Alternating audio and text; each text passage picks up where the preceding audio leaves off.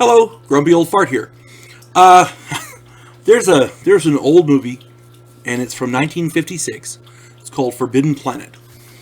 This movie was one of the first movies I ever watched as a kid that was science fiction, and it spurred my imagination because as a family, we watched Star Trek and things like that.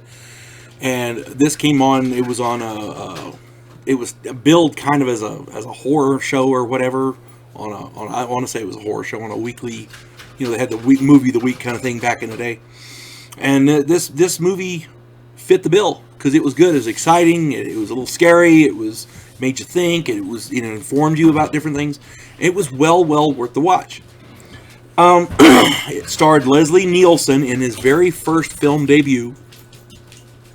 Had Walter Pidgeon, Anne Francis, Richard Anderson, Warren Stevens, Earl Holliman, Jack Kelly, James Drury, Roger McGee, Robert Dix, Morgan Jones, Peter Miller, George D. Wallace, Harry Harvey Jr., and William Boyett, Boyett. Anyway, a lot of good big name stars. Back in the day, the stars didn't get billing like they have now.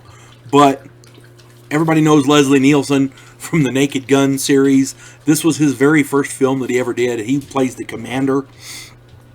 And this movie it surprised me when I was doing my research. This movie is actually based on The Tempest by William Shakespeare.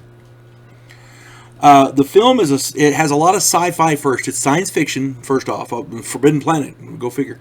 But it has a lot of sci-fi first, including the very first time it shows humans traveling faster than light in the future.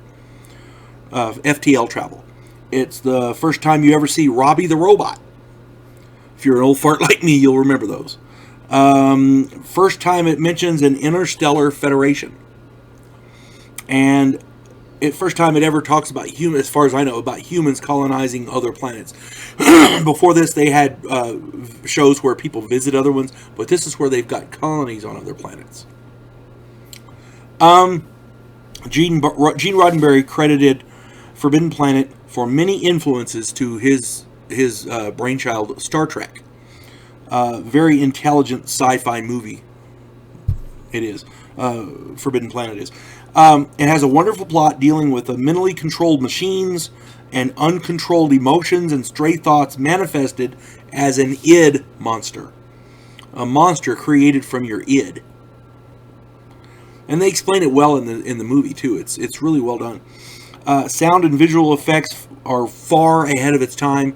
There's a scene where they're fighting a monster, and it's an invisible monster, and the monster's trying to get through a force field, and you see the energy patterns, and they're shooting it with their ray guns and stuff. It's really good. Keep in mind, this is 1956. They didn't do shit like that back then. It's really good. If you get a chance to watch it, it's well worth it. It's really well done. And if you have not seen it, I highly recommend it. There's so much going on in this movie because it's got subtext and subplots and things like that. Different story arcs. The writing is really good. The character development. The sad part is it had a lot of male characters, the junior characters, that it didn't really get to develop well, but it could have. The people in this story, most of them are a military type organization, so it's well organized, for lack of a better word.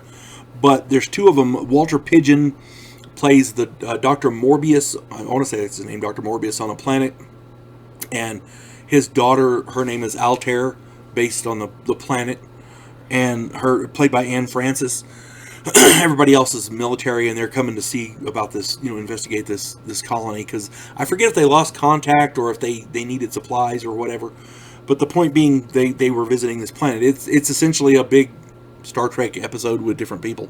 But the point being, it's well written, it's well developed, the story arcs are good, and again, if you get a chance to watch it, it's well worth it. The name of the show is Forbidden Planet from 1956, starring Leslie Nielsen. You folks have a good day. God bless one and all.